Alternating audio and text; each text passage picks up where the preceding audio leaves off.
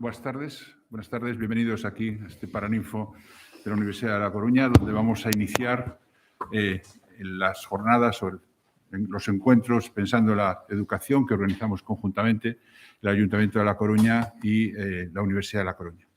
En primer lugar, agradecer al presidente José Luis Rodríguez Zapatero el haber aceptado inaugurar estas jornadas pensando en la educación, y ya para iniciar este acto, esta conferencia que nos va a dar José Luis Rodríguez Zapatero, vamos a dar la palabra a la alcaldesa Inés Rey, que hará la presentación. Creo que no hace falta presentación, pero bueno, va a hacer la presentación de nuestro conferenciante de hoy. Alcaldesa. Pues muchas gracias, rector, querido José Luis, presidente del Gobierno, amigos y amigas, benvidos e benvidas a este Paraninfo. En este segundo foro de educación, que bueno, pues antes tuvimos ocasión de hablar de él, un foro que fue muy exitoso en su primera edición, y quiero felicitar a mi compañero Chero Celemín, concejal de Educación, por esa iniciativa que empieza ya su segunda edición y que no podía tener mejor conferenciante inicial que José Luis Rodríguez Zapatero, a quien, bueno, pues presentarlo, aunque no necesita mucha presentación, pues es un honor. Y es un honor hacerlo como alcaldesa, por lo que significa para mí estar hoy aquí en este Paraninfo en el que tantas horas pasé como estudiante. Es un honor por ello y por lo que significa, porque para mí representa también una forma de ratificación. De alguna manera, esta oportunidad me confirma que aquellos ideales que defendí desde muy joven, algunos de ellos sentada en esos mismos sillones, mientras nuestro invitado de hoy los defendía y aplicaba desde el Gobierno de España, no solo eran los que necesitaba el país para ahondar en la senda del progreso y de la igualdad, sino que también respondían a una necesidad de largo aliento. Así lo demuestra el hecho de que algunos lustros después sigamos recorriendo un camino, el de los derechos sociales, del que en muchos sentidos los gobiernos de José Luis Rodríguez Zapatero fueron pioneros y vanguardia. Y me vais a permitir que me remonte, para mí es casi antes de ayer, pero para algunos que están aquí, que son más jóvenes, el año 2005 a lo mejor queda muy lejano. Yo estaba en ese momento estudiando en la Universidad de La Coruña y, como decía, un momento de activismo y de vida en el que defendíamos aquellos sueños y aquellos ideales. En aquel año yo acudí a un acto del que ya era presidente y decía estas palabras que voy a leer literalmente para no errar. Con el respeto absoluto a todas las ideas, pido que dejen en paz a los homosexuales, que avancemos en un país de convivencia tolerante.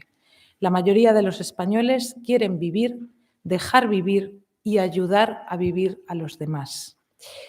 Han pasado 17 años, pero la brillantez de esta frase sigue igual de vigente, con un matiz. Desde entonces hemos dado como sociedad infinidad de pasos adelante en cuanto a derechos sociales y tenemos que seguir dándolos.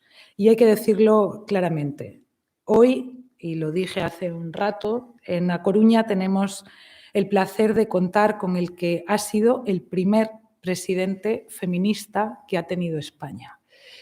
Porque ser feminista no es solo decirlo, sino también aplicar esas políticas. Y él fue el primero que llevó al Consejo de Ministros y Ministras. Legislación clara para avanzar en la igualdad, en la de las mujeres, pero en la de toda la sociedad, como con aquella ley de igualdad o con la ley de matrimonio homosexual y con aquel tan significativo primer gobierno paritario de la historia. Cuestiones que ahora nos pueden parecer evidentes o que damos por hecho, pero que en aquel entonces no lo eran tanto. Hemos prosperado, hemos avanzado, hemos normalizado eso, pero seguimos necesitando foros como este para evitar dar pasos atrás. Seguimos necesitando juntarnos para debatir, para compartir inquietudes y conocimiento, esta vez con alguien del prestigio de José Luis Rodríguez Zapatero, y confirmar que no podemos retroceder en valores conquistados, pero que por momentos, y sobre todo en los momentos que estamos viviendo, parecen ahora amenazados por discursos reaccionarios que lamentablemente encuentran incomprensibles guiños en quienes deberían estar siempre del lado de la responsabilidad democrática y nunca de la regresión. Y todo esto forma parte fundamental también de la educación. No se puede entender la apertura que supuso en cuanto a derechos sociales la presidencia y los gobiernos de José Luis sin referirnos a su vertiente educativa. Nuestro invitado hoy, ahora lo explicará él mucho mejor, siempre ha defendido que toda decisión política de alcance necesita de un diálogo público racional. No siempre le correspondieron de esa forma, por desgracia, la polarización y ciertas formas de hacer política de manera tóxica ya existían por entonces. Y justo por eso yo creo que es importante y fundamental que impulsemos foros como este, porque la educación, especialmente la pública, y el progreso son exactamente lo que sobrevive y se posiciona por encima de ese ruido improductivo que a veces tenemos la sensación de que nos invade cada día. En esta ciudad, en A Coruña, creemos firmemente en la igualdad, un objetivo por el que trabajamos día a día, que se construye desde abajo y que solo se puede aplicar con plenitud desde la vocación de gobierno. Lo sabemos no solo por las iniciativas que yo he referido antes en cuanto a la ley de igualdad, la ley del matrimonio homosexual, sino por muchas más leyes como la de la memoria histórica que devolvió la dignidad a tantas personas o la que por primera vez dio soporte legal a la dependencia. Y aquí hago un paréntesis porque hace un rato estábamos en el ayuntamiento y hemos hecho unas declaraciones a la prensa donde rápidamente hice un repaso a esa batería legislativa que tenemos todos en la cabeza y al terminar una de las periodistas presentes se acercó a José Luis y le dijo, además de todas estas cosas que ha dicho la alcaldesa, yo quiero agradecerte que nos hubieras ampliado la baja de maternidad a las madres de niños prematuros, un derecho social más que hasta entonces no existía. Todos tenemos en la memoria en algún momento alguno de aquellos cambios legislativos que nos hicieron avanzar. Hablaba, como decía, de hitos mayúsculos por los que empujó la sociedad y que además se fueron concretando desde un gobierno cívico que también se atrevió, hablando de educación, con aquella materia de educación por la ciudadanía. Y esa valentía de aquellos ejecutivos de Rodríguez Zapatero nos ha dejado huella y sobre todo nos ha hecho mejores. En esta ciudad, que decía, es una ciudad que apuesta por la igualdad, una urbe que ha liderado históricamente el progresismo social en Galicia y que además, bueno, pues tenemos grandes figuras que yo siempre recuerdo como María Pita, Emilia Pardo Bazán, Concepción Arenal, Rosalía de Castro o, hablando de educación, María Barbeito. Y yo, para terminar, sí quiero recordar a una mujer de la que también hemos tenido ocasión de hablar y que en mi discurso de investidura como alcaldesa también nombré. Ella era nuestra querida y añorada Carme Chacón, que decía que cuando una mujer da un paso adelante lo da todo el género humano. Aquella frase que yo dije aquel día, emocionante para mí, sigue vigente. Yo conocí a Carme Chacón cuando en la primera ejecutiva de José Luis Rodríguez Zapatero ella era la secretaria de Educación y Cultura, una mujer fuerte, de sólidos ideales y de defensa de la educación pública, de la igualdad y de la justicia social, que vino a dar una charla también sobre educación hace la friolera de 18 años. Ella, que tantos valores nos enseñó a todos y que tanto hizo por la igualdad real, es otro de esos referentes globales que necesitamos. En un momento convulso como el actual, creo que es fundamental tener presente siempre a las figuras que nos han acompañado hasta aquí, que nos han ayudado a ser lo que somos, que han trabajado por estos ideales y valores que nosotros defendemos y que no debemos olvidar, y sobre todo en momentos como los que vivimos no debemos dejar que esos discursos que los niegan vayan calando. Por eso te doy las gracias, José Luis, por estar hoy con nosotros. Tenemos muchas ganas de escucharte. Es un honor y un placer. Muchas gracias.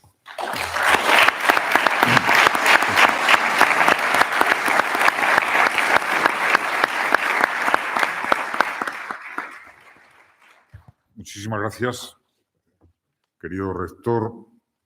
Muchas gracias por la invitación a este foro en torno a la educación.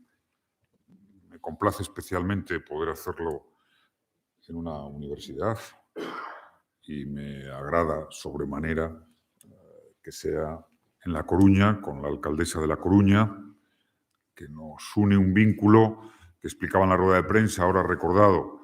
Es decir, cuando ella estudiaba yo llegué al liderazgo de la política nacional, la presidencia del gobierno y, bueno, con las leyes que impulsé, con las prioridades de mi visión de la sociedad, de lo que intenté aportar modestamente a España, a su destino, pues que en La Coruña me refiero a una alcaldesa, pues como ella, me produce una especial satisfacción, ¿no? Además tiene todo el perfil de ser una gran alcaldesa para una gran ciudad. Tiene todo el perfil. Una ciudad como A Coruña, siempre hermosa y siempre infinita. Siempre me ha parecido una ciudad infinita porque inevitablemente el rector tiene aquí un despacho de privilegio, no sé si lo conocen, que ves, en fin, ahí puedes perfectamente soñar, entender el mundo, acariciar otro continente, otros continentes y descubrir cuando te vas, como decía María Zambrano, una frase que me gusta mucho recordar, que desde América se descubre España. Desde América es desde donde se descubre España. ¿Por qué digo esto? Porque he optado por hacerles algunas consideraciones, no como un especialista en educación, obviamente, sobre la educación en un mundo global. Y pensar que las instituciones educativas, las instituciones universitarias, que tienen una tarea tan decisiva, se enfrentan al reto de la globalización y al reto de una sociedad global. Quizá el reto más disruptivo, quizá el cambio más profundo que acontece en nuestras vidas y en nuestras generaciones. Es absolutamente imprescindible tener presente que vivimos en una sociedad global, pero no hay un gobierno global, no hay un Estado global, ni siquiera hay una gobernanza global, como hemos constatado y como constatamos. Y sin embargo, la sociedad global se expresa. Si hay una crisis financiera, es global. Si hay una crisis de salud, una crisis como la pandemia, es global. Si tenemos que abordar el cambio climático, es una crisis global. Y ahora, lamentablemente, tenemos una guerra terrible en Europa que va a ser una crisis global.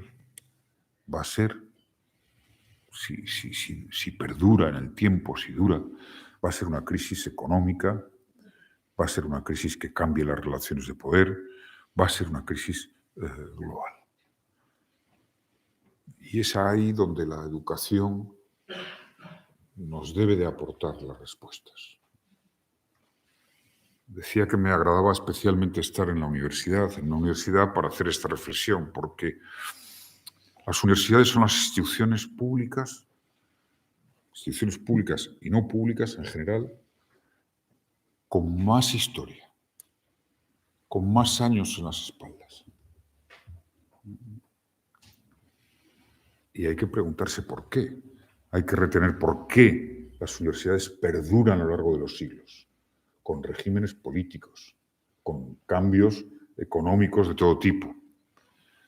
Bueno, porque la universidad tiene una vocación de trabajo a largo plazo. La universidad investiga, piensa, estudia, mira a largo plazo. Esa es la cualidad que las distingue y la cualidad que ha permitido el progreso civilizatorio en muchos de sus ámbitos. ¿Esto a qué nos convoca? Nos convoca al sosiego, a la reflexión, al escuchar, al dialogar. ¿Por qué? Porque en esta sociedad de la digitalización, de la comunicación sin límites, de la intensidad en la comunicación sin límites, necesitamos que la educación, que la universidad mantenga el sosiego y la mirada a largo plazo, interprete adecuadamente el impacto de tantos cambios en aquello para lo que la educación se concibió. Porque incluso en épocas de crisis hay que afirmar las viejas y las nuevas verdades. La educación, la definición que más acaricio de la educación es la que dio Pitágoras, lo he dicho hace un momento, ¿no? A veces es serenar el alma ante las dificultades de la vida. Es decir, intentar que la educación te permite acompañar la vida y todas las posibilidades de la vida. Con esa figura del maestro, del profesor, decía María Zambrano, nuestra mejor filósofa de todos los filósofos y filósofas, que ha sido. Es decir, lo cual dice mucho de nuestro país, decía que el maestro era como un mediador, que tenía que producir, incentivar lo mejor que hay en cada uno de nosotros y trasladarle lo mejor de lo que puede ser un desarrollo vital. Esa figura del mediador, del maestro, de aquel que te incentiva, te estimula y te exige. Esa figura, no hay una mediación que no necesite un cierto sosiego y una cierta reflexión. Es imposible mediar estando mirando las redes todo el día, para que nos entendamos. Luego les diré algunas cosas de esto porque me parece muy importante. Entonces, el papel de la educación es ese. Si hacemos una breve reflexión, nos daremos cuenta que los países que han ido ocupando el liderazgo en el mundo, desde la revolución industrial, incluso en la emergencia de la revolución industrial, los países que han liderado, que han progresado, han sido aquellos que han hecho de la educación una tarea esencial de país. Pensemos en el Imperio Británico y las excelencias de la educación. Y la educación que se tradujo en las primeras instituciones que provocaron. Es siempre interesante recordar que la máquina de vapor, donde empieza la revolución industrial en Gran Bretaña, no surge en Gran Bretaña por una casualidad. Surge porque tenía las instituciones legales más avanzadas en aquel momento para proteger las patentes. Aquí hay buenos juristas. Y eso hizo que ahí fue donde se invirtiera más en un desarrollo económico. Y esas patentes fueron fruto, la invención de las patentes fueron fruto de un universitario, de una reflexión en el ámbito universitario. Por tanto, la educación británica, incuestionable. El valor de la educación y de las universidades en Estados Unidos, incuestionable. Por supuesto, otros países europeos que han marcado el progreso, el liderazgo en el mundo, en una época. Así como la educación nos dice qué país va a liderar, o está liderando, o está en condiciones de liderar, también, siempre, como una constante histórica, advertimos que cuando un país llega al liderazgo e intenta imponer, dominar, ejercer una prepotencia imperial, es cuando empieza su decadencia, aún con una educación potente. Es una constante en la historia. Dice que los últimos 5 años, PISA, China es quien lo ha ganado. China. Es decir, eso nos dice de qué vamos a pensar en el futuro y en el medio plazo. Hay un dato, hablando de la globalización, que quizá lo resuma todo. ¿En qué momento estamos? Dentro de 7 años, en 2030, de todos los universitarios que va a haber en el mundo, de todos los estudiantes universitarios que va a haber en el mundo, el 68% van a ser en Asia-Pacífico. En Estados Unidos y Europa un 10, un 11%. Y en 2040 casi un 80%, un 70 y tantos por ciento Asia-Pacífico. Y en Europa bajaremos al 8%, Europa y Estados Unidos al 8%. Hoy, según estamos aquí a estas alturas, hay aproximadamente 120 millones de jóvenes en China que van a ser gente de primer nivel profesional. Primer nivel profesional que está en el sistema educativo. Y en Estados Unidos, 12 millones.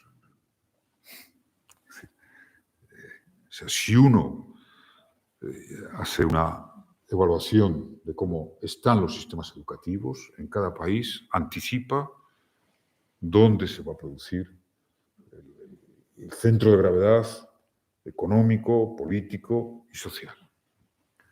Y esa mirada es una mirada lejana para nosotros, que nos plantea enormes interrogantes culturales, sociales y educativas. Porque el mundo va a tener un centro de gravedad en Asia-Pacífico, inevitablemente, y nuestro sistema de conformación occidental en el espacio educativo, espacio europeo, pero bueno, también en el espacio atlántico, va a tener una enorme dificultad.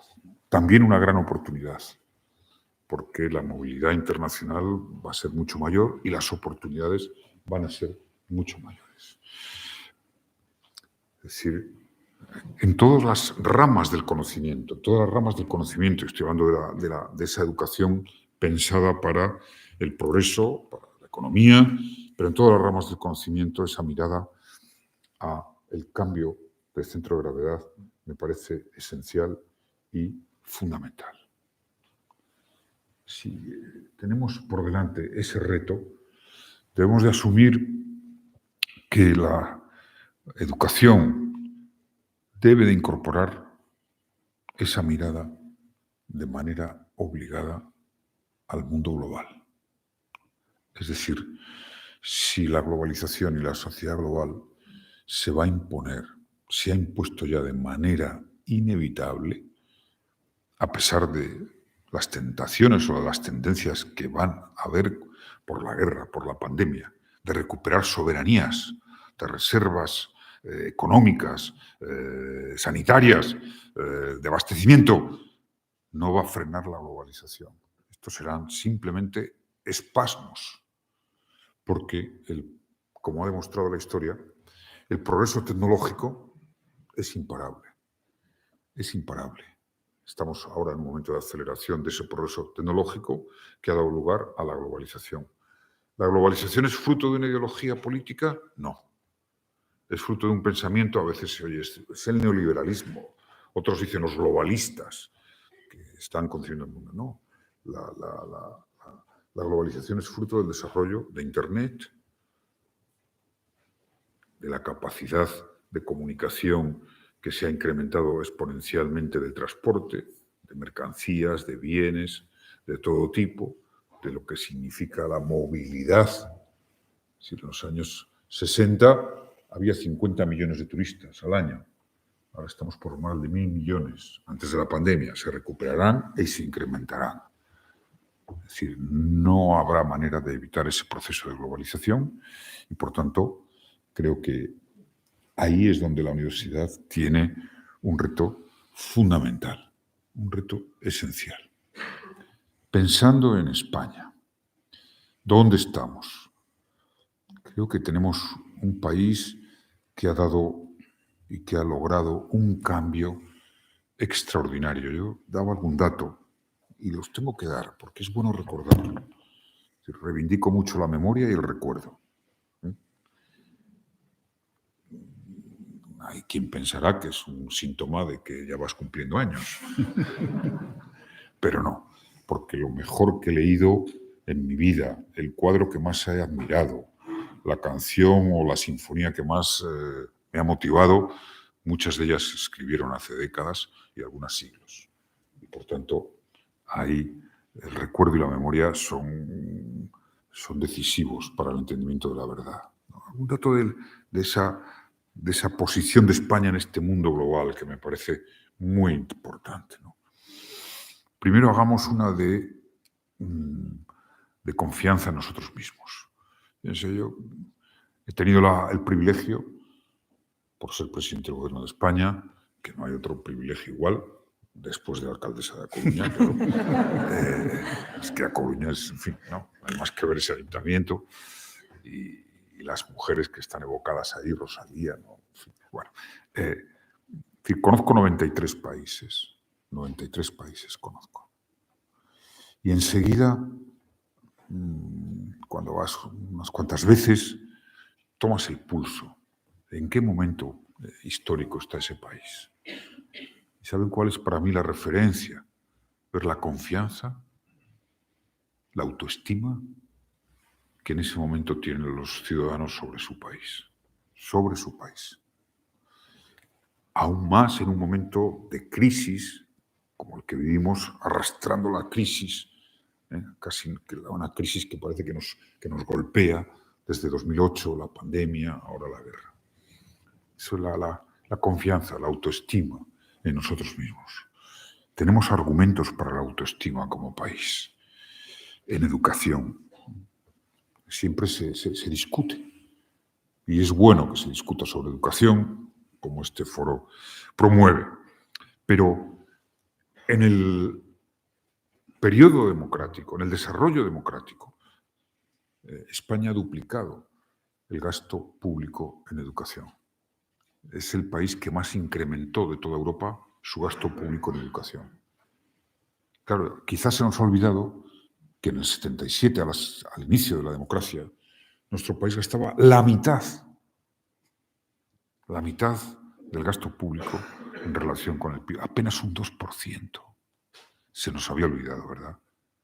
Cuando un mínimo es el 4, estamos ahora en el 4 y algo, el 5 es un porcentaje, el 5 del PIB muy, muy exigible, pero salíamos ahí. Teníamos una cierta tasa de analfabetismo significativa en el 77, de analfabetismo en algunas comunidades autónomas de manera singular. Los alumnos que estudiaban con beca en el 77 no llegaban al 3%. Y hoy están en el 20 y tantos % en España.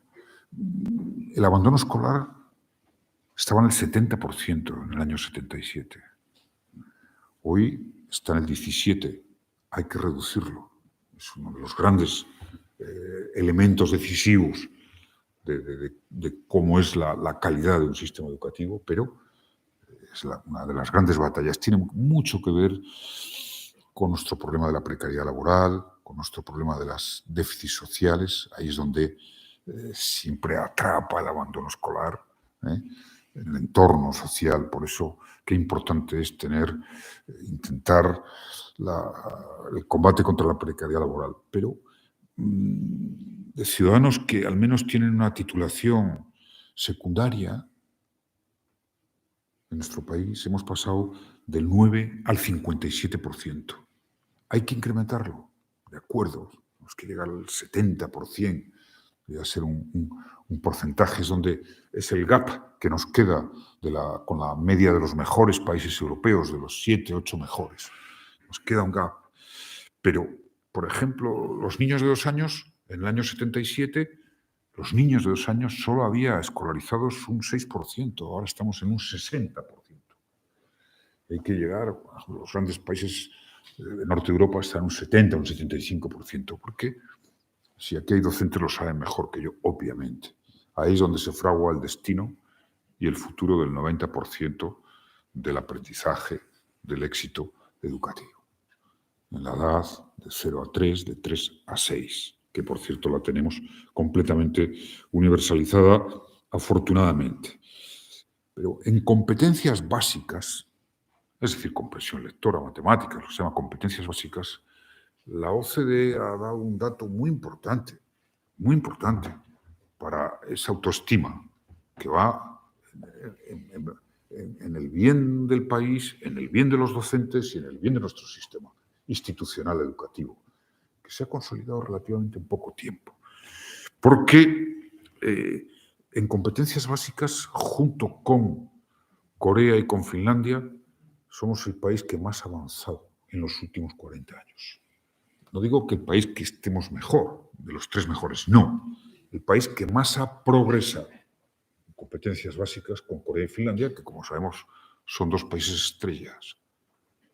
Corea, que tiene un gran paralelismo con nosotros, tiene un gran sistema educativo, hace del conocimiento en todos los órdenes su gran valor, es un país con un gran desarrollo económico y bueno, Finlandia todos sabemos que es una gran referencia y por tanto estamos en un grado de esfuerzo que se ha hecho con la democracia extraordinariamente positivo por la educación.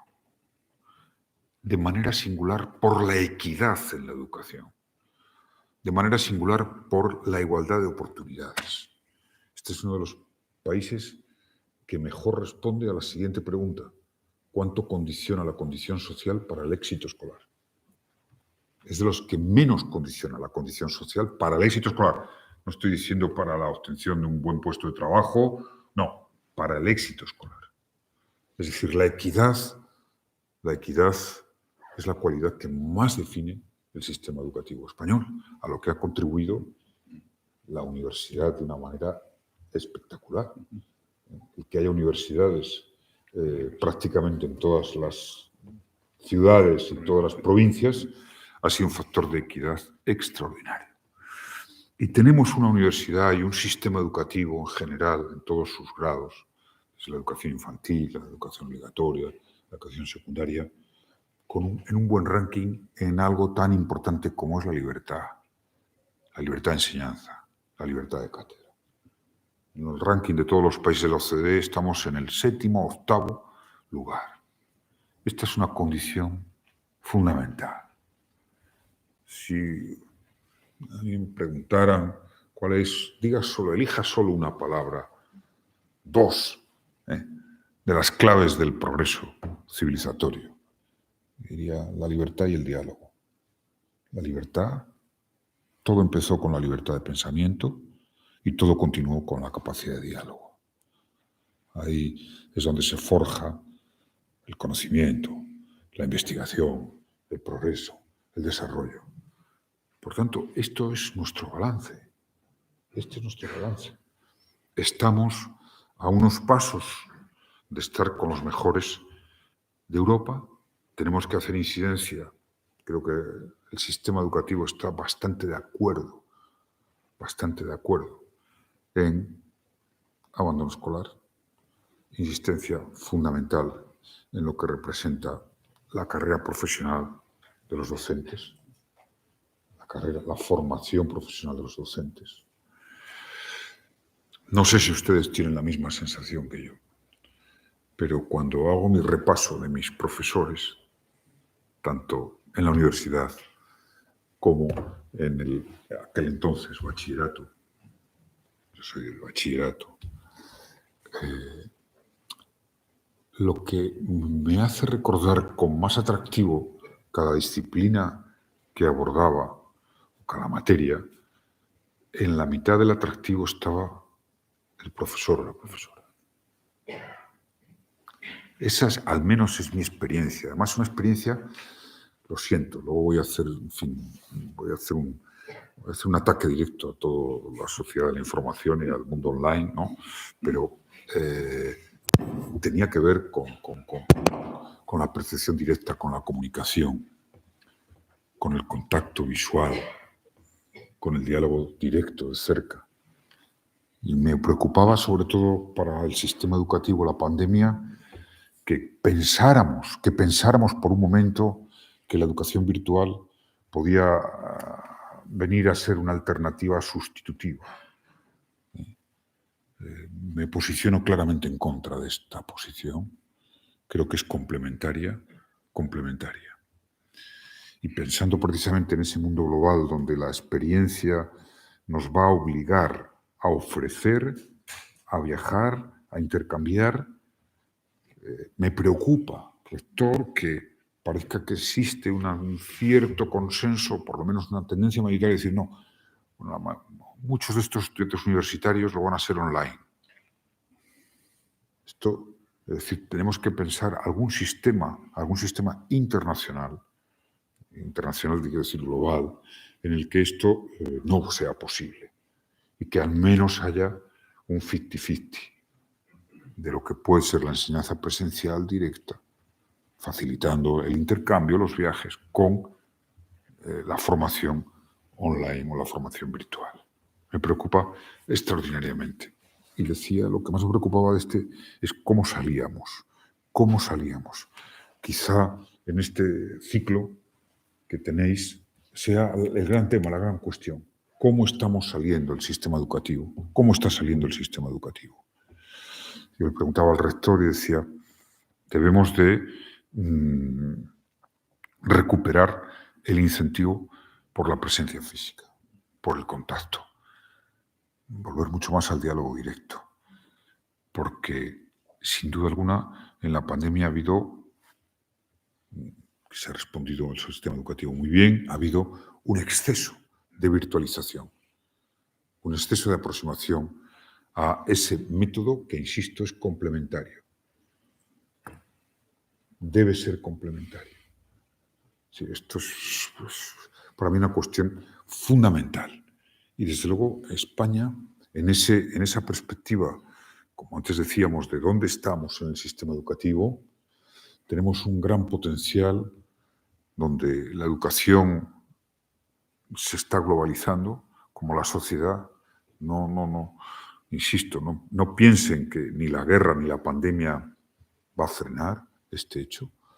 ¿Por qué? Porque cuando ahora escuchamos, no, vamos a necesitar tener nuestros productos y tal, surgirán otros productos en otros lugares del mundo, porque esa es la historia del desarrollo. Y esos productos se necesitarán. Serán técnicos para producir camiones, o serán del desarrollo de la inteligencia artificial, o serán microchips, o serán, en fin, todo lo que está por venir, que será seguramente apasionante. Como casi todas las cosas que tienen que ver con la ciencia, con la innovación, que te provocan asombro y que serán demandadas de unos países a otros, de unas culturas a otras, de unas economías a otras. A pesar de que ahora tengamos un cierto desideratum cuando nos enfrentamos a una crisis como esta. Pero como todo, como hemos visto en la pandemia, donde uno sentía el orgullo de ser europeo y español por cómo nos vacunaban, con equidad. O sea, el anciano de 90 años en el país más pobre de Europa, en Bulgaria, igual que en el país más rico al mismo tiempo. Es decir, esto es un testimonio de un proceso civilizatorio. Todos los procesos civilizatorios están animados al final por la idea de igualdad y la idea de que somos seres humanos semejantes. No iguales, al menos semejantes. Pero al mismo tiempo que veíamos esto en Europa, veíamos cómo África apenas llega al 15% de vacunación, como destino fatal. Y veíamos las desigualdades en el mundo, que sin duda alguna necesitan una profunda corrección. Y España, situada ahí, tiene un extraordinario potencial para convertirse, pero puede ser un gran, incluso puede puede competir y tomar la alternativa a largo plazo a Gran Bretaña como gran oferta internacional educativa universitaria. ¿Por qué? Porque nuestro país en fin, atesora algunas cualidades que otros no tienen, que es un idioma universal, una capacidad de relación con Latinoamérica, por supuesto con Europa y con muchos continentes que otros no tienen, y sin duda alguna, un gran atractivo hacia nuestra cultura, hacia nuestra historia. Es decir, tenemos la asignatura de Asia pendiente. Y perdonen que insista, pero con los datos que les he dado comprenderán que ahí se va a decidir en gran medida nuestras posibilidades, digo nuestras, de Europa en general y de España. Que por tanto, esa mirada amplia, aunque esté en una longitud muy, muy marcada, va a ser fundamental.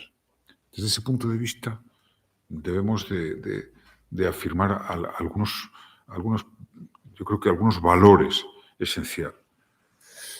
Es verdad que vimos ahora con la guerra algunas, en fin, seguramente algunas rectificaciones, algunas preguntas nuevas.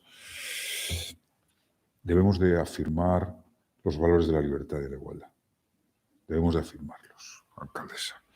Yo creo que es muy importante que nuestro país mantenga ante el mundo su sistema educativo, su sociedad, pero su sistema educativo, de manera especial, esa actitud de ser un país de libertades, un país tolerante, un país de convivencia, como tiene que ser la escuela, que ha de ser, en primera instancia, quien nos enseñe a todos a la convivencia, al respeto a la diversidad.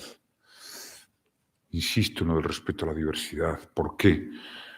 Porque nuestro sistema educativo ha dado una buena respuesta al hecho de contar con un 10% de sus alumnos de origen extranjeros. 10% del sistema educativo. No es poco. En muy poco tiempo. Eso va a incrementarse.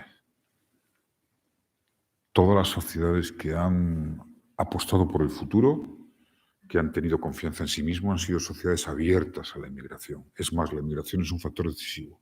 Estados Unidos es el gran ejemplo. Y la crisis de ahora de Estados Unidos es porque ha llegado un momento en que se plantean su identidad con tanta inmigración. Y se ha producido un shock de pérdida de confianza en la sociedad americana. En 2020 nacieron, por primera vez en la historia de Estados Unidos, más niños, hijos de las distintas minorías, latinoamericanos, afroamericanos, asiáticos, que de blancos colonos. Esto ha sido para la sociedad americana un shock. Y sin embargo, la historia del progreso económico, la historia de tener los mejores talentos, las grandes universidades, está cimentada en que ahí van estudiantes de todo el mundo, inmigrantes de todo el mundo, que no se distingue hasta este momento. Entonces, los países que atraigan, yo creo que con el Brexit se ha equivocado Gran Bretaña, que ha sido el otro gran país de atracción. Eso le da a un país una fortaleza, un crecimiento, una innovación, una cultura, la idea de la libertad, de la convivencia, de la diversidad. Y me preocupa porque si históricamente la cuestión de la identidad racial marca la historia, determina absolutamente la conformación de naciones, guerras, mapas políticos, geográficos. Con este momento de crisis puede ser, como estamos advirtiendo, un momento de reaparición de los peores actitudes políticas, porque ya no se trata de que el racismo, que para mí es el peor comportamiento que ha generado la especie humana, el racismo, el peor comportamiento. El periodo el periodo más, a mí me encanta leer el periodo o el proceso más desgarrador de la historia de la humanidad después del Holocausto es la esclavitud. Es la esclavitud. Es decir, yo si ahora tuviera que, en fin, ser un maestro de alumnos de 13, 14 años, dedicaría a conocer la esclavitud a fondo mucho tiempo, por lo que se aprende, por ver hasta qué punto la civilización y el progreso puede ser compatible con la barbarie, como fue, porque la esclavitud nació en democracias, convivió con la democracia. Y recuperar y releer lo que fue la esclavitud creo que es un antídoto extraordinario, igual que el colonialismo y las consecuencias del colonialismo, que son dos hechos fundamentales que determinan.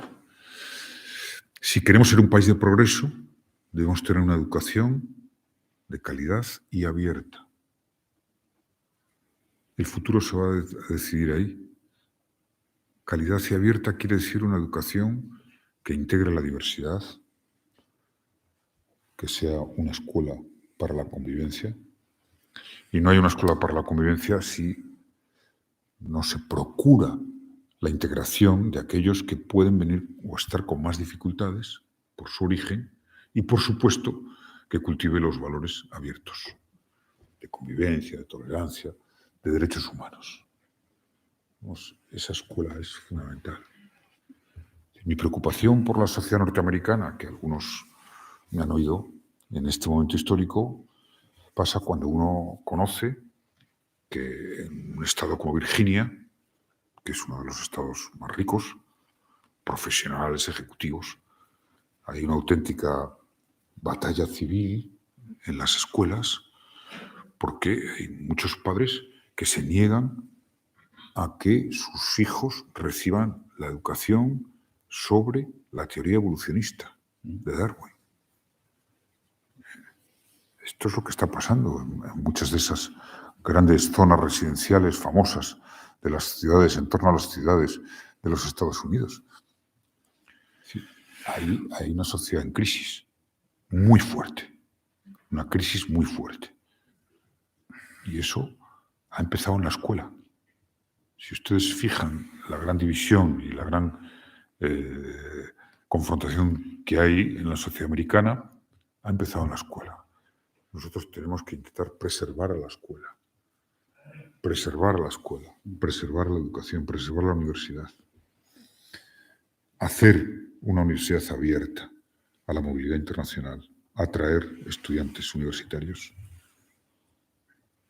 Esencial, eso será un input, un oxígeno. He pensado en Asia porque fíjense lo que viene, ¿no? En cuanto a estudiantes universitarios y, por tanto, la acumulación crítica va a ser que ahí estén, pues, seguramente las mejores innovaciones tecnológicas que vamos a conocer, que tienen un horizonte en estos momentos indescriptible en cuanto a hasta dónde puede llegar la ciencia y la innovación. Entonces, sí, escuela para la convivencia, educación abierta, esfuerzo, por supuesto, en el abandono escolar, cuidemos la carrera profesional del maestro, del profesorado, reivindiquemos la educación presencial, el contacto, más conferencias, más libros, no online, más miradas, porque, y con esto voy a ir a la parte final, que es mi gran preocupación. Yo vengo sobre todo a transmitir, más que una preocupación, una inquietud apasionada en esta sociedad a la que caminamos y cómo imbricar la educación en este gran dilema intelectual que tenemos. Inteligencia artificial, inteligencia... O sea, me costó asimilar el término inteligencia artificial. Me cuesta. La inteligencia artificial no tiene alma. Hay que intentar. Es difícil pensar que tenga alma. Y desde luego no tiene corazón. Y yo creo que no hay forma de aprender que no solo puede ser una reproducción, que tiene que ser, porque aprender necesita reiterar las cosas. Eso es indudable. Pero no puede ser un aprendizaje de fondo si el corazón no está presente. Esa característica única de nuestra especie. El corazón, en el sentido metafórico, obviamente, no biológico o físico. Esta es mi gran preocupación. Yo voy ahora a terminar una parte, y fíjense, una cosa bastante atípica, pero les voy a leer algunas páginas de un libro, solo de un libro. Algunos de ustedes lo conocerán. Es breve, a mí me tiene tan enganchado que, como cualquiera de los grandes tratados de los filósofos clásicos, o de Hannah Arendt, o de María Zambrano, o de Montesquieu, de esos que consideraríamos imprescindibles. Si hablamos de derecho, de Kelsen o de Jelinek, que está aquí un catedrático como Frank Camaño, ¿no? Este libro es el libro del filósofo más leído en este momento, que es un coreano, Byung-Chul Han, que trabaja en Alemania, es profesor en Alemania, y que titula el libro No cosas, lo cual ya de entrada es una cierta provocación. Y es una enmienda a la totalidad tan severa, tan profunda, sobre lo que representa este mundo virtual, online, del like, del iPhone, del smartphone que tenemos, que bueno, yo no les confieso que nunca he estado en una red social, ni en Twitter, ni en Facebook, ni ninguna. Pero ahora ya, tras el impacto que me ha producido este libro, solo las cosas en la vida producen impacto de verdad, son más allá del amor, un libro, una partitura, una pintura, un paisaje, son las cosas de verdad que producen impacto. Después de leer este libro y procesarlo y releerlo, nada vale si no se relee. La lectura de verdad es la relectura, sin duda. Estoy empezando a considerar la idea de reducir al mínimo tiempo posible, 1 hora al día, mi acceso a Internet, ¿no? desde mi smartphone, como un acto porque después de leer esto, insisto, es el filósofo en estos momentos más leído, más reputado del mundo. Claro, el estar todo el día en la red es casi acabar negando las verdades y la verdad, ¿no? Es la conclusión, pero les voy a leer alguna cosa que les va a resultar interesante, ¿no? Dice nuestro amigo coreano, ¿no? La información por sí sola no ilumina el mundo, incluso puede oscurecerlo. A partir de cierto punto, la información no es informativa, sino deformativa. Hace tiempo que este punto crítico se ha sobrepasado. El rápido aumento de la entropía informativa, es decir, del caos informativo, esto sabemos un poco, nos sumerge en una sociedad posfáctica. Se ha nivelado la distinción entre lo verdadero y lo falso. La información circula ahora sin referencia alguna a la realidad. Es un espacio hiperreal. Las fake news son informaciones que pueden ser más efectivas que los hechos. Más efectivas que los hechos. Lo que cuenta es el efecto a corto plazo. La eficacia sustituye a la verdad. Parece. Hannah Arendt, como Heidegger, se ceñía al orden terreno. A menudo invocaba la permanencia y la duración. No solo las cosas del mundo, sino también la verdad estabilizan la vida humana. La verdad estabiliza la vida humana. En contraste con la información, la verdad posee la firmeza del ser. La duración y la constancia la distinguen. La verdad es facticidad. Opone resistencia a toda modificación y manipulación. constituye así el cimiento de la existencia humana.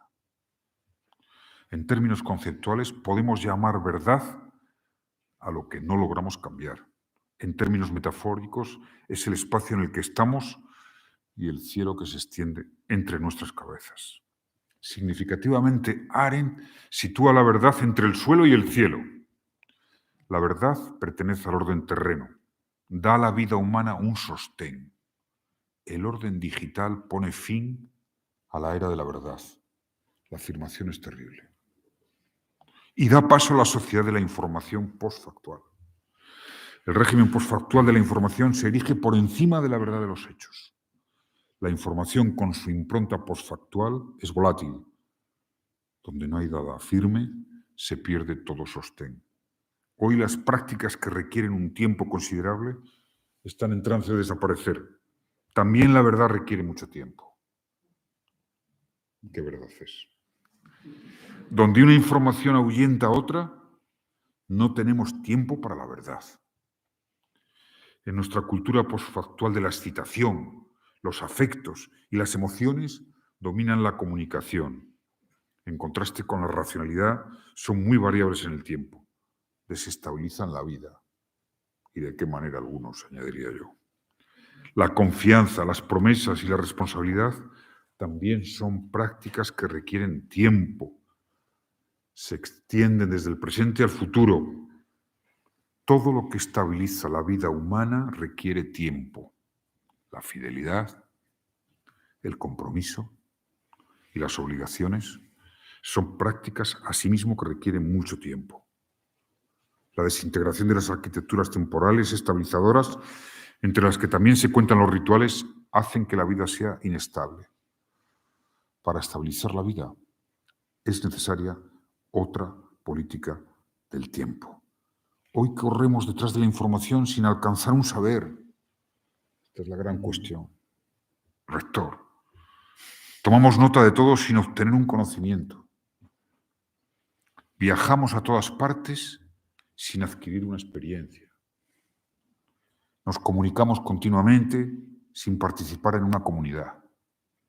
Almacenamos grandes cantidades de datos sin recuerdos que conservar. Acumulamos amigos y seguidores sin encontrarnos con el otro. La información crea así una forma de vida sin permanencia, duración y sostén. La infosfera tiene sin duda un efecto emancipador. Nos libera más eficazmente del penoso trabajo que la esfera de las cosas. Porque al final las cosas han sido la espiritualización creciente de la realidad que el hombre ha logrado hacer. Permítame que les haga otro breve excursus sobre esta, para mí, obra ya imprescindible. El smartphone refuerza el egocentrismo. Al tocar su pantalla, someto el mundo a mis necesidades. El mundo parece estar digitalmente a mi entera disposición. El sentido del tacto es, según Roland Barthes, el más desmitificador. Al contrario de la vista, que es el más mágico. Lo bello en sentido enfático es intocable. Impone distancia. En la oración juntamos las manos. En la oración juntamos las manos. El sentido del tacto anula la distancia. No es capaz de asombrar. Desmitifica. Y profana lo que toca.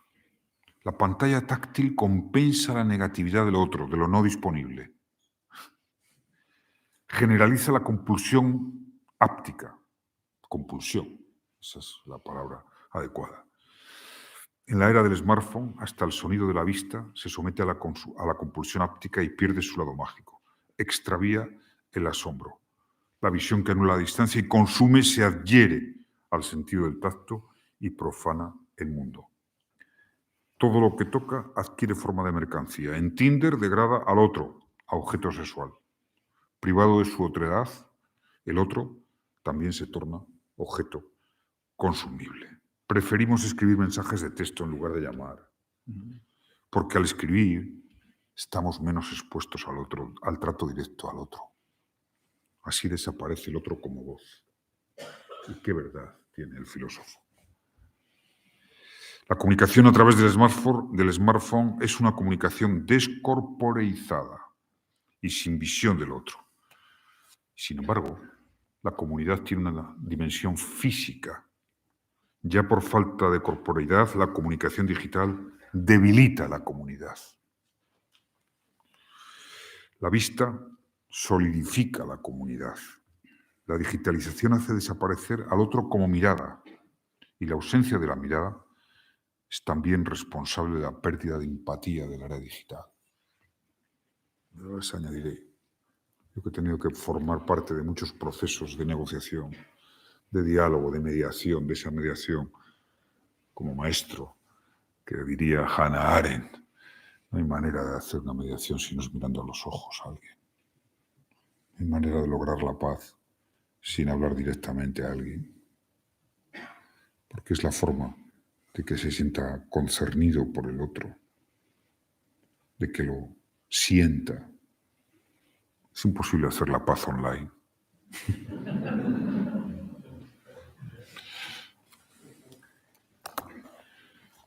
Voy a deleitarles con algún texto más para terminar. El mundo actual es muy pobre en miradas y voces. No nos mira ni nos habla, pierde su alteridad. La pantalla digital que determina nuestra experiencia del mundo nos protege de la realidad. El mundo se desrealiza en un mundo sin cosas, sin cuerpos.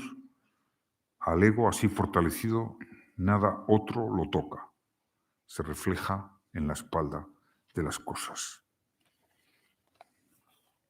Tanto ego. La comunicación digital supone una considerable merma de relaciones humanas. Hoy estamos todos en las redes sin estar conectados unos con otros. La comunicación digital es extensiva, le falta la intensidad. Estar en la red no es sinónimo de estar relacionados. Hoy el tú es reemplazado por un ello. La comunicación digital elimina el encuentro personal, el rostro, la mirada, la presencia física. De este modo acelera la desaparición del otro. Los fantasmas habitan en el infierno digital. El hombre, qué bello es esto, el hombre es un ser cercano, pero la cercanía no es una ausencia de distancia. La distancia está inscrita en ella. La proximidad y la distancia van juntas. Así el hombre como ser cercano es al mismo tiempo un ser lejano. Los infómatas, a los que llama este filósofo, carecen por completo de la independencia de la cosa. En todos los aspectos se oponen a la cosa recalcitrante. Están completamente absortos en su funcionalidad y se someten a unas órdenes. Este es el gran reto de nuestro tiempo, en la educación y en la sociedad. Y quizá en un tiempo que nos oprime ya, que nos oprime. No somos muy conscientes aún del impacto en nuestros grandes valores de estas reflexiones filosóficas. Y permítame, me da igual hablar de biología, hablar de biología que de economía, que de derecho. La filosofía acaba siendo el fundamento, como las humanidades, como el fundamento de nuestra especie, de nuestro progreso, de nuestra capacidad de conocimiento, de nuestros avances. Es por eso que necesitamos un tiempo de reflexión filosófica sobre el mundo digital que estamos construyendo, que resulta extraordinariamente atractivo, útil, impresionante, ¿cómo no? Hoy cualquier joven africano con un acceso a Internet tiene más información que tenía hace 30 años el presidente de los Estados Unidos. Lo cual, dicho así, supone quizá uno de los mayores cambios que la historia ha conocido. Pero nuestros grandes valores, los grandes valores filosóficos, que construyeron civilización, comunidad, empatía, solidaridad, que dieron lugares a las grandes revoluciones, a los grandes cambios, están viéndose debilitados.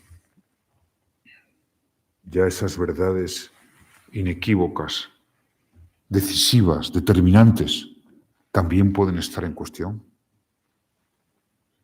dado que la verdad acaba siendo superada por ese impulso en favor de la eficacia, en favor de cualquier conmoción y de cualquier noticia. Por eso tan importante es que las universidades sean conservadoras. Conservar es mirar a largo plazo. Han sido las instituciones que se han conservado mejor a lo largo de la historia. Hay esos 800 años. Por cierto, 800 años que tiene alguno más la Universidad de Salamanca, en nuestro país.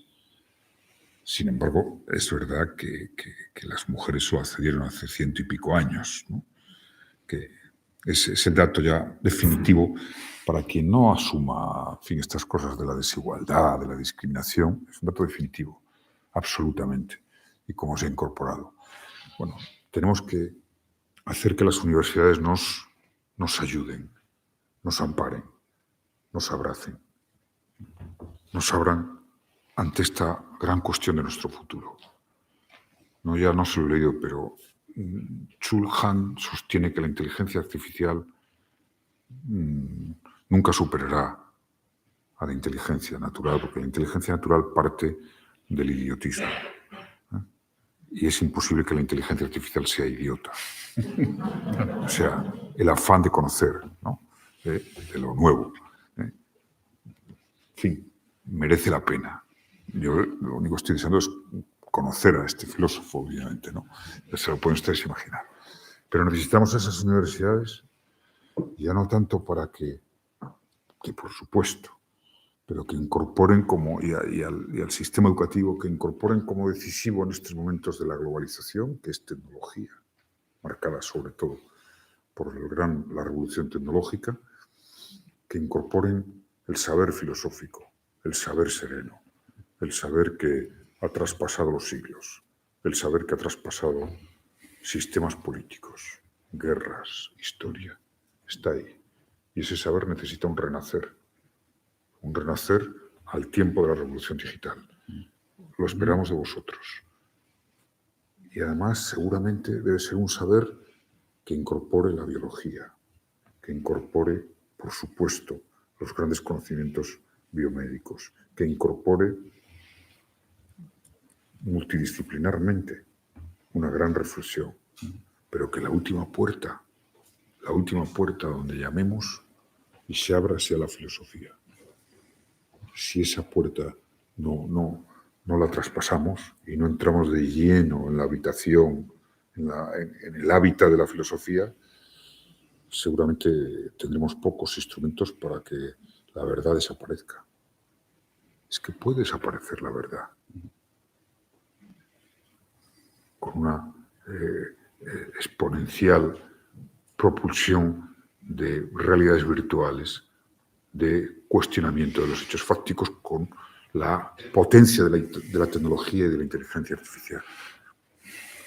La verdad es el asidero de la vida, como dice este film, el asidero de la vida, de la existencia de nuestra especie, si es que queremos defender nuestra especie.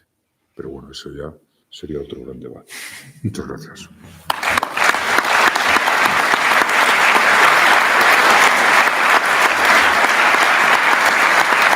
Para todo eso a comprar el libro, ¿eh? A comprar el libro.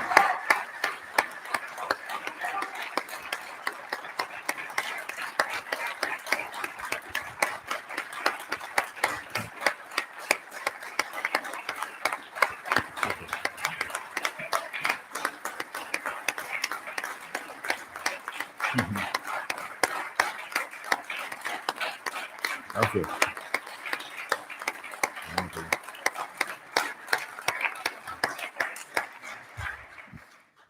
Buenas tardes a todas y a todos. muchas gracias, José Luis Rodríguez Zapatero, por estas palabras. Yo sabía que tenía la mejor concejalía de todo el ayuntamiento, que es la de educación, pero ahora me ha ratificado escuchando estas palabras que es esencial para esta ciudad, esencial para esta sociedad y que la educación no es invisible a los ojos. La educación es un pilar indiscutible en el cual es un gran solucionador de todos los problemas de este mundo. Y tengo que agradecer, por supuesto, a la universidad y al rector, porque hemos hecho que esta actividad del segundo foro de educación se convierta en una actividad en la cual pues, trabajamos a la par y, por supuesto, a Inés Rey, que apoya pues todas las demencias que se me ocurren sobre educación en este ayuntamiento y que siempre tengo su brazo y su apoyo, y eso es muy importante para un concejal que pueda trabajar con toda la libertad y el diálogo, como decía José Luis. Y aquí vamos a coger estas palabras de libertad y diálogo. Yo les voy a dejar la libertad de hablar y vamos a dialogar. Yo me gustaría que las preguntas fueran lo más breve posible para, dar pie a un diálogo fluido. Ya saben ustedes que yo soy bastante estricto en el tiempo, ¿no? Entonces, vamos siempre a las 9 suelo cerrar este magnífico Paraninfo. Por cenar, ¿no? Voy a dar 5 minutos más hoy, y así que ustedes cuando quieran pueden levantar la mano, se acercará una persona para acercarles el micrófono y que se les escuche mejor. Pues adelante.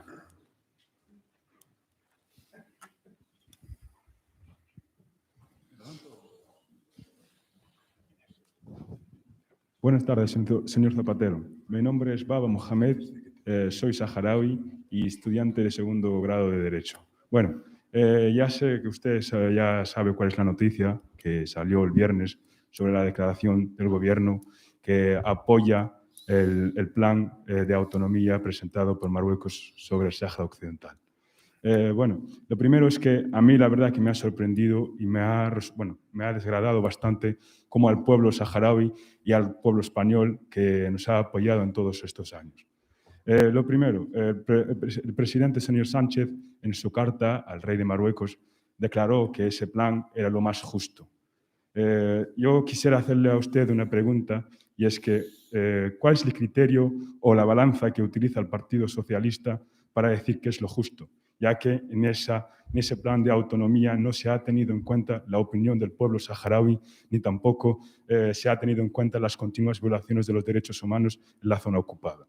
Le agradecería a usted que, bueno, como usted es un político de influencia en el Partido Socialista, incluso en la sociedad española, que ayude o que haga ver al Gobierno que eso no es la decisión más correcta, ya que España no puede ser cómplice en la desaparición de un pueblo injustamente. Muchas gracias, Sáhara Libre.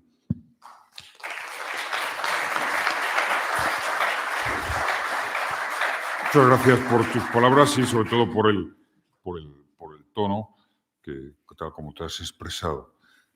Estamos ante un conflicto en el que la democracia española y el pueblo saharaui son las víctimas de un proceso descolonizador. Sí.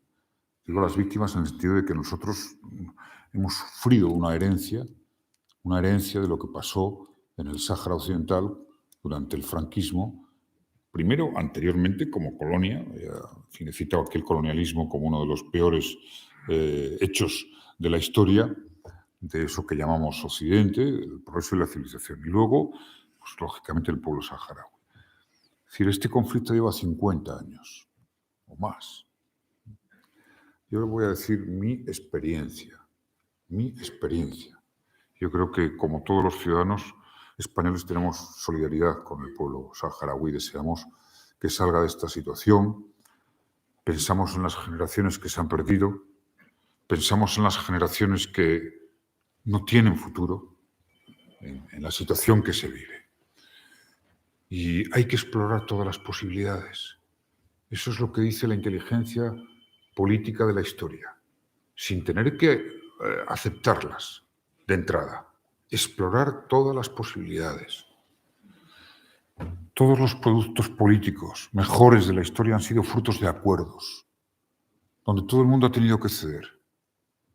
Para que haya una... Todo el mundo ha tenido que ceder. Afortunadamente es la única parte positiva que tenemos. Esto está en manos de Naciones Unidas, del Consejo de Seguridad. Y nuevamente hay un alto representante del secretario general para intentar el diálogo y la negociación. Yo podría dedicar un monográfico. Yo creo que hay que explorar la vía de la autonomía. Lo he creído hace años.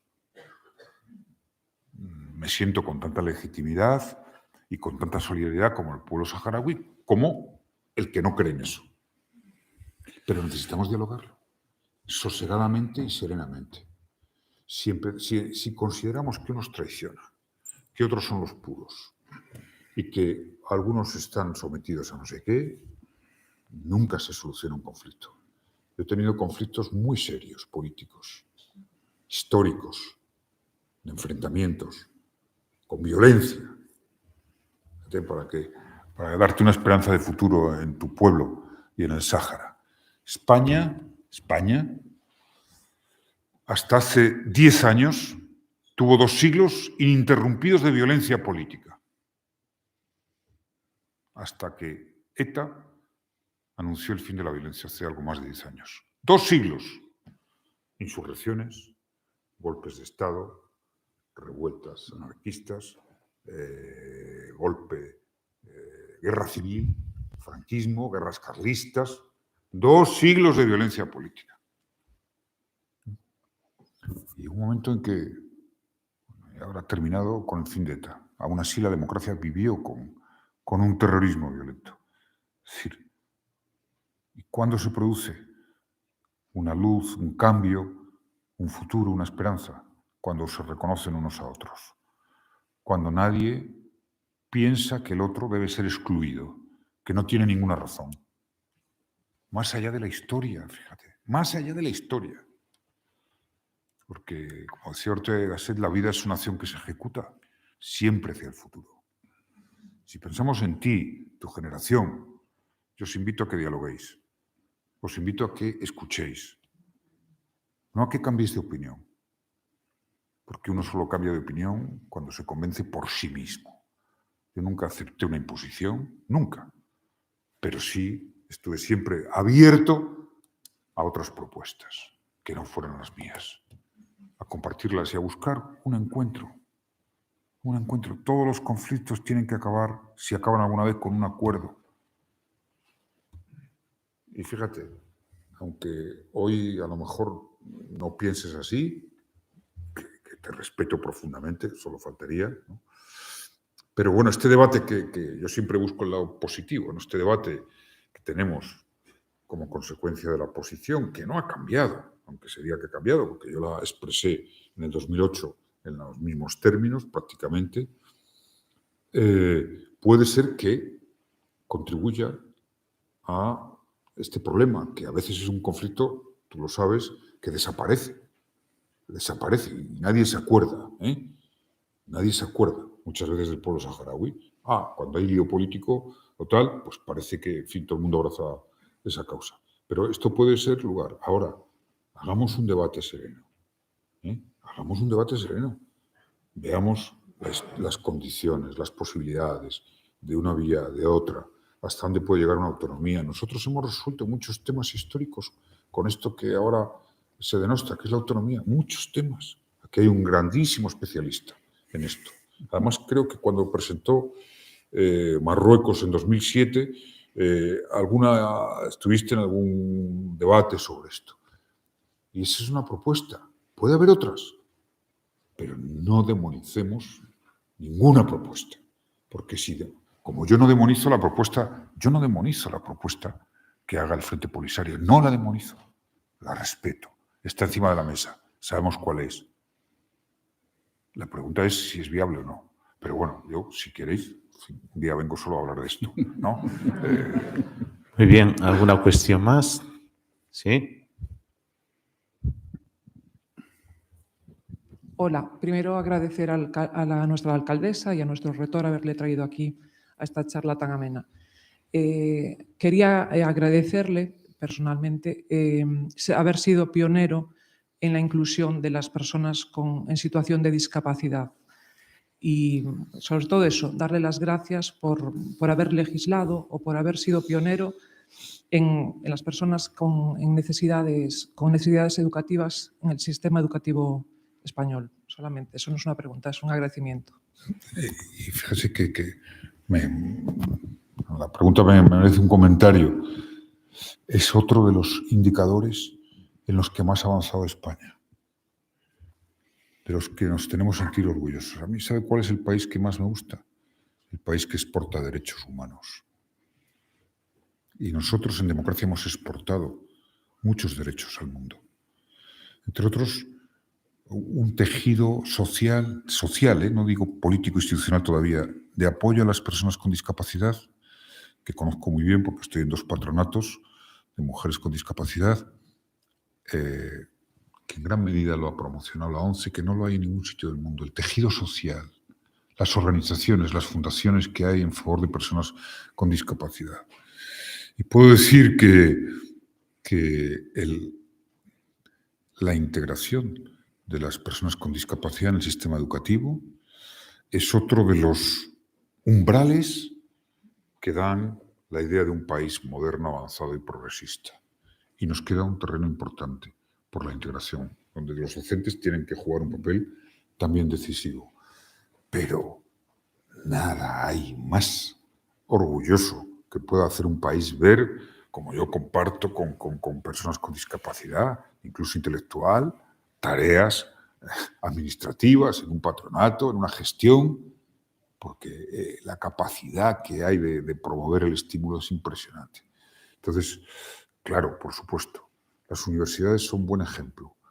Fíjese que cuando hicimos la Ley de Igualdad, esa que has citado, 2007, que ordenaba que se hicieran planes de igualdad en las administraciones y en las empresas de más de 250 trabajadores. Los mejores planes de igualdad, no sé cómo es el de la Universidad de La Coruña, bueno, lo tienen las universidades. Y los planes de incorporación, de promoción de las personas con discapacidad, las universidades son el mejor ejemplo.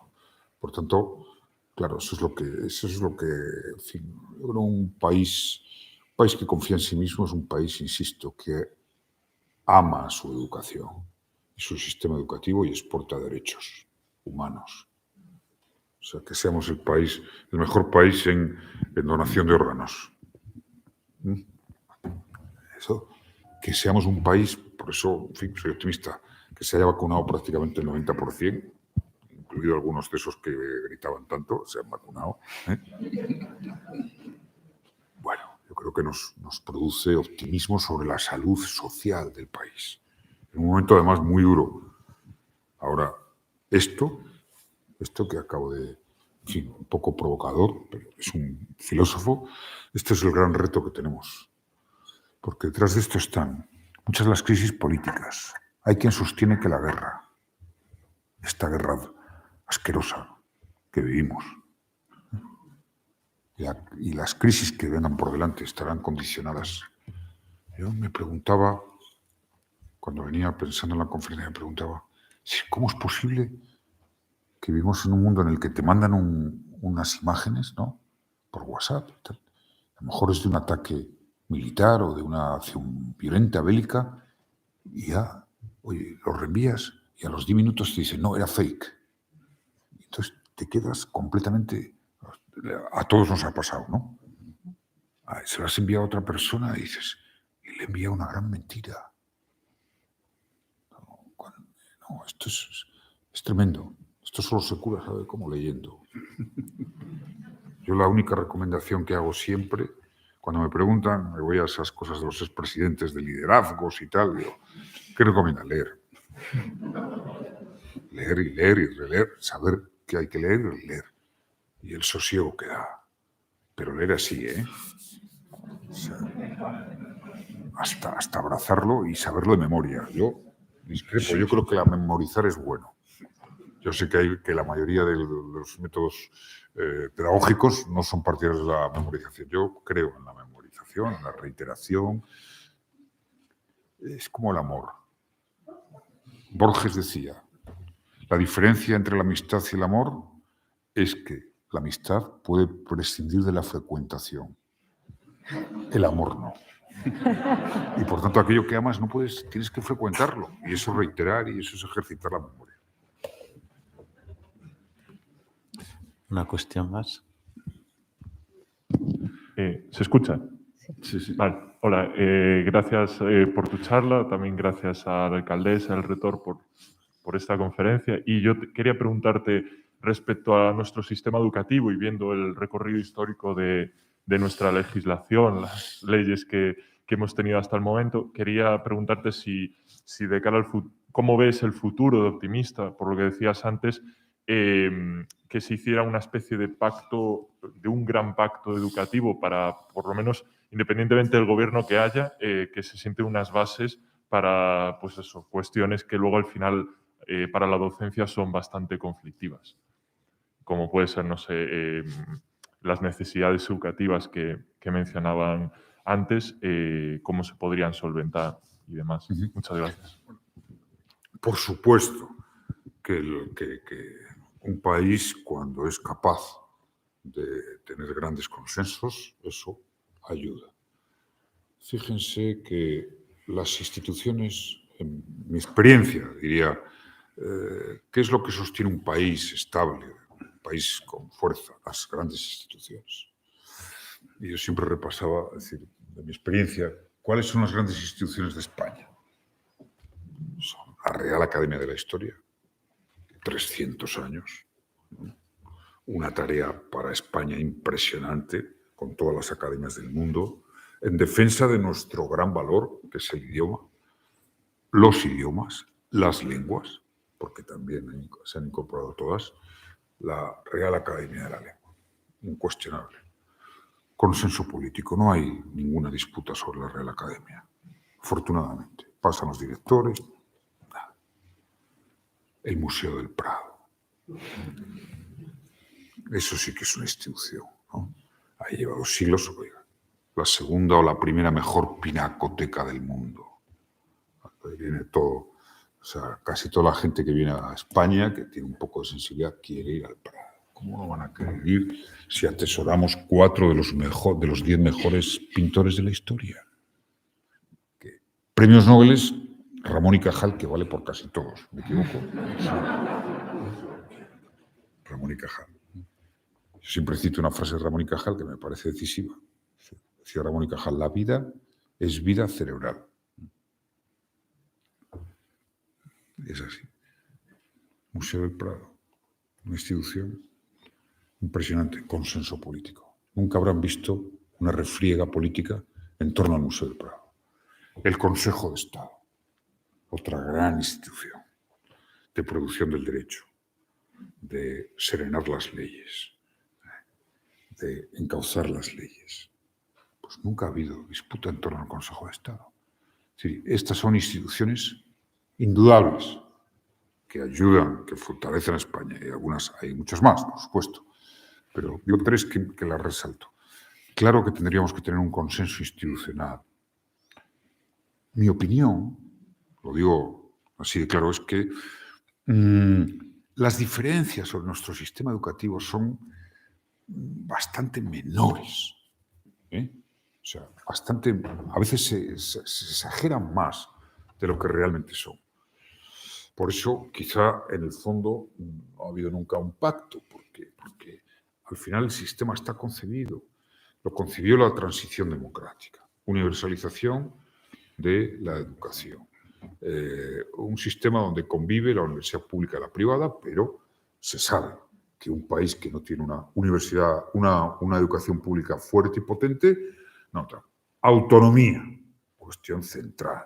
Tiene que haber la autonomía docente, autonomía del centro educativo, no digamos de las universidades, libertad de cátedra, libertad de enseñanza, fomento del profesorado, de la formación del profesorado. Bueno, luego podemos discutir, no sé si al rector o a los docentes que hay aquí les parece decisivo, oiga, que a veces es una batalla, que si la prueba de selectividad o la prueba que sustituye a la selectividad, si se pasa con una asignatura o una y media, no sé si eso es decisivo, sinceramente.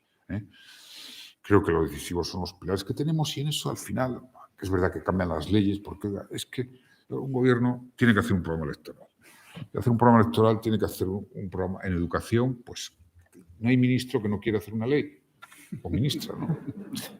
Porque si no llega el Consejo de Ministros, y claro, aquí Fran ha sido ministro y claro, llegas, si no tienes leyes, no tienes nada, ¿qué haces allí? ¿No? Entonces, claro, o sea, es que no, pero bueno, esto forma parte del propio proceso político. Y luego cuando se llega a intentar, bueno, se discuten, o sea, un tema que en España, si la enseñanza de la religión tiene que ser más, menos, sinceramente. Yo creo que la sociedad española en esto es muy madura, muy madura. Creo, antes lo decía, que hay unos índices muy buenos de libertad, de convivencia, hemos integrado un 10% de inmigrantes. Es verdad que la educación concertada hay que apretarla un poco para que incorpore más. ¿Cuál es la clave? Yo creo que la clave de dar estos pasos son dos, básicamente. Un profesorado incentivado y un gasto público en el 5% del PIB. Ese es cuando lleguemos a... Sí, pero es las universidades que están siempre ahí y tal, y pues tendrían que tener... Bueno, sí, discutimos 1000 veces más flexibilidad de contratación, pero luego llega el Tribunal de Cuentas, llega no sé quién, llega tal, la intervención, y todo no es tan fácil. Es decir, ¿cómo vinculamos más la universidad a la empresa? Y nunca se hace la pregunta, ¿por qué la empresa española no se vincula más a la universidad?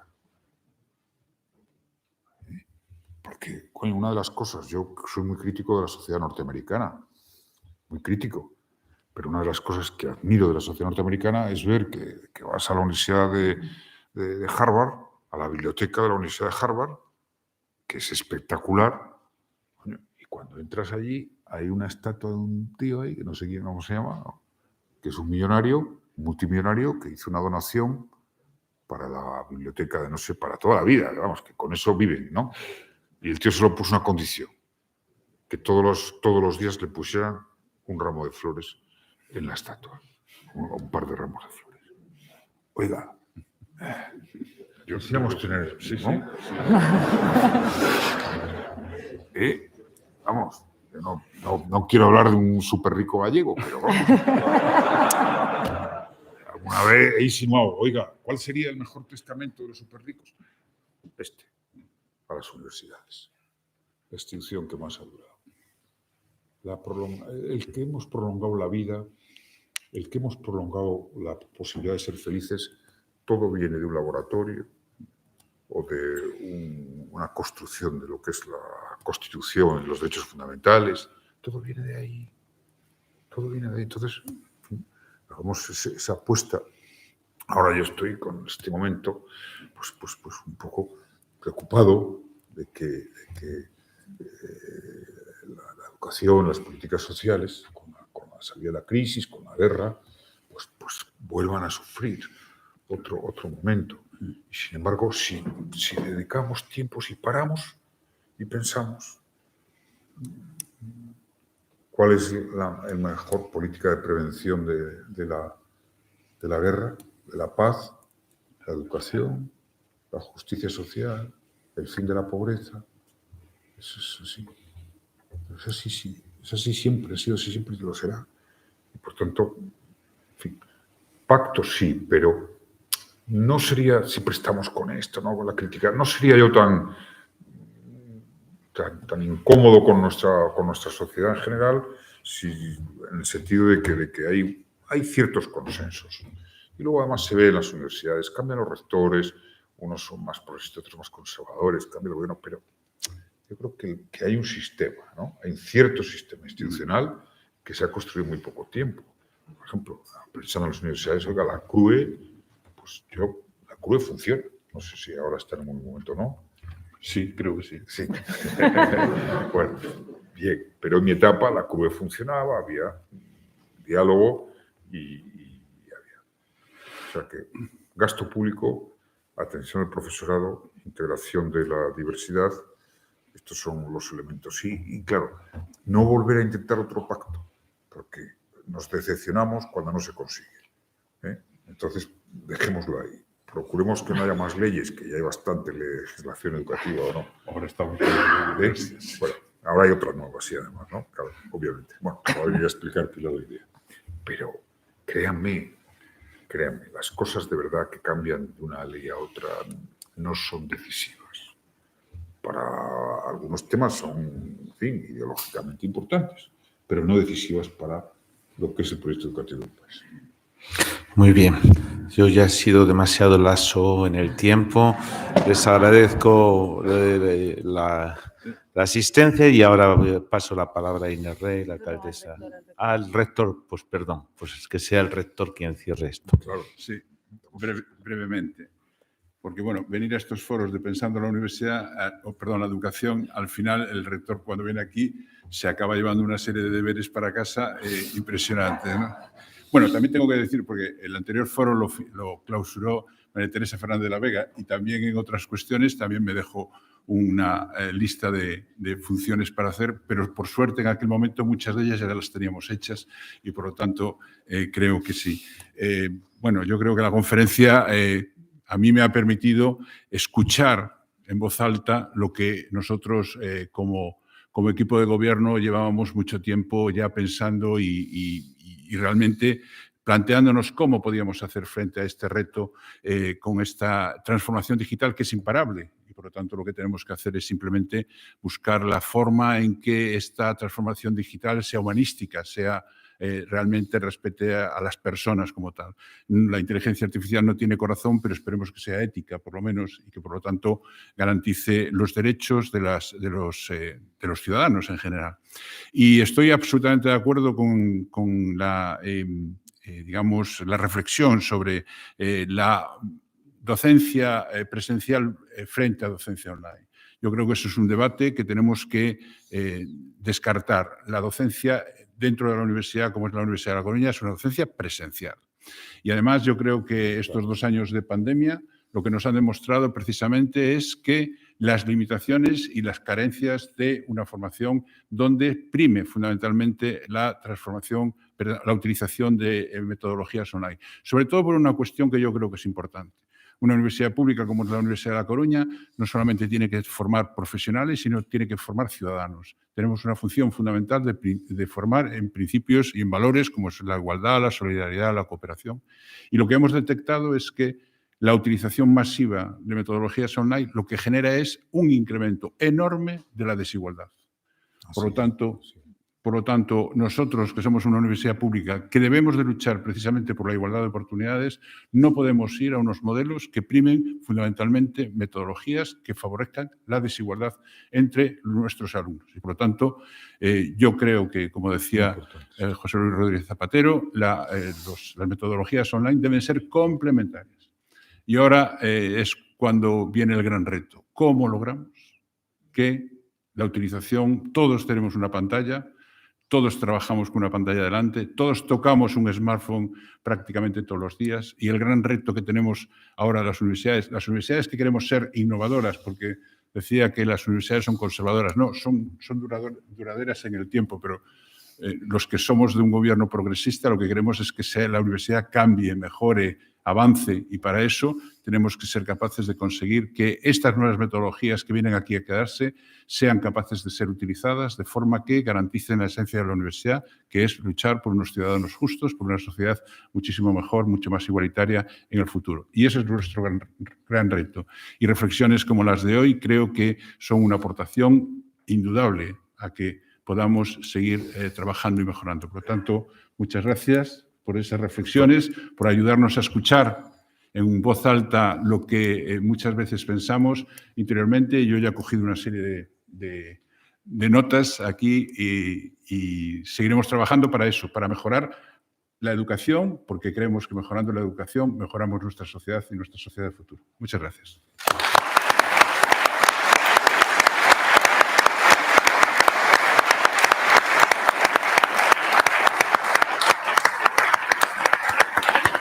Muy bien.